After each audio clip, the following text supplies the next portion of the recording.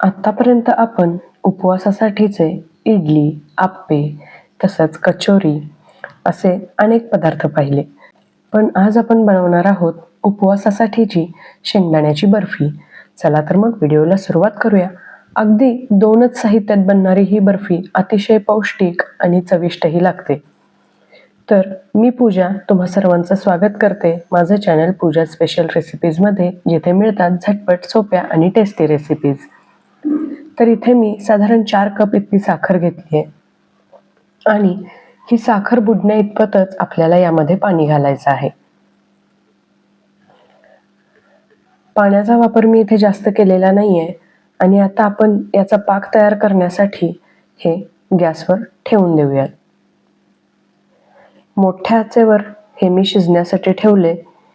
इथे आता साखर तर विरघळलीये आणि हळूहळू या आपल्या पाकाला छान उकळी येते.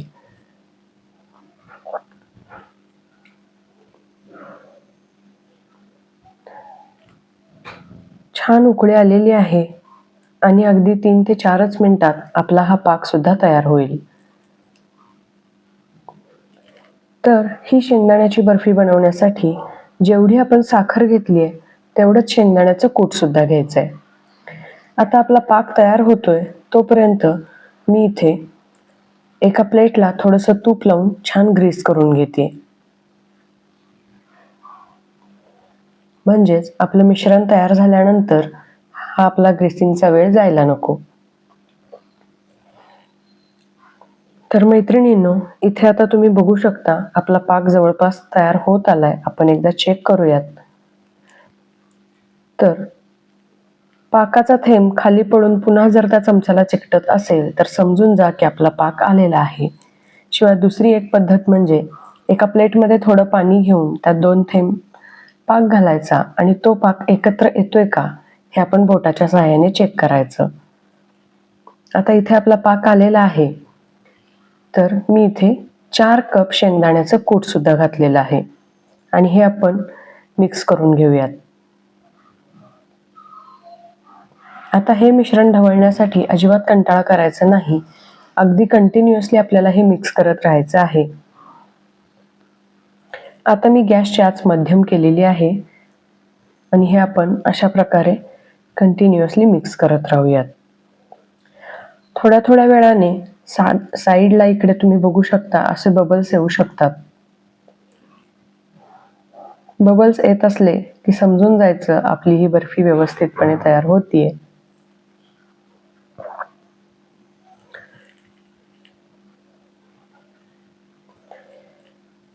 खूपच छान अशी ही बर्फी लागते. तुम्ही एकदा नक्की बनवून बघा.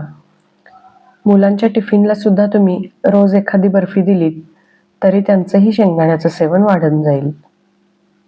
आता इथे मध्ये असे बबल्स येत आहेत, म्हणजेच आपलं हे मिश्रण तयार झालेलं आहे. मी पुन्हा एखाद मिनिट याला मिक्स करून घेते.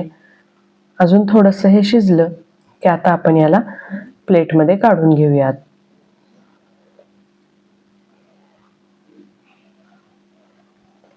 अगदी तळापासून याला व्यवस्थित आपण मिक्स करायचं आहे. आणि आता इथे तुम्ही बघू शकता साईडने सुद्धा हे मिश्रण सुटायला लागलेलं आहे. जेव्हा साईडने व्यवस्थितपणे मिश्रण सुटायला लागेल तेव्हा आपण गॅस बंद करून घ्यायचा आहे आणि हे मिश्रण आपण ग्रीस केलेल्या प्लेटमध्ये काढून घ्यायचं आहे.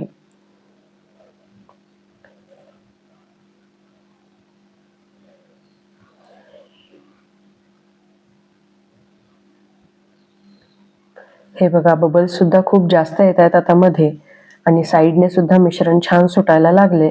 तर आता मी गॅस बंद केलाय आणि हे सारं मिश्रण मी प्लेटमध्ये काढून घेते आहे. आता साधारण 15 ते 20 मिनिटं आपण ह्याला सेट होण्यासाठी असंच ठेवून द्यायचं आहे. 15 ते 20 मिनिटानंतर आपण याच्या मस्त अशा वड्या कट करून घेऊयात. साखरेमुळे अगदी छान काचेसारखा असा याच्यावर एक ग्लेज दिसतोय आणि ही बर्फी खायला सुद्धा अतिशय खुसखुशीत लागते.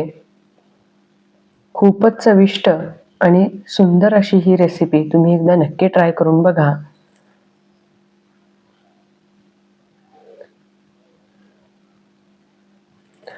तर मैत्रिणींनो, ही मस्त खुसखुशीत अगदी 2च साहित्यात बनणारी शेंगदाण्याची बर्फी तुम्हाला कशी वाटते हे मला नक्की कमेंट करून. पुन्हा भेटू पुढच्या व्हिडिओमध्ये. तोपर्यंत बाय. व्हिडिओ पूर्ण पाहिल्याबद्दल धन्यवाद. आणि अजूनही जर चॅनल सबस्क्राईब केलं नसेल तर प्लीज माझं चॅनल सबस्क्राईब करा.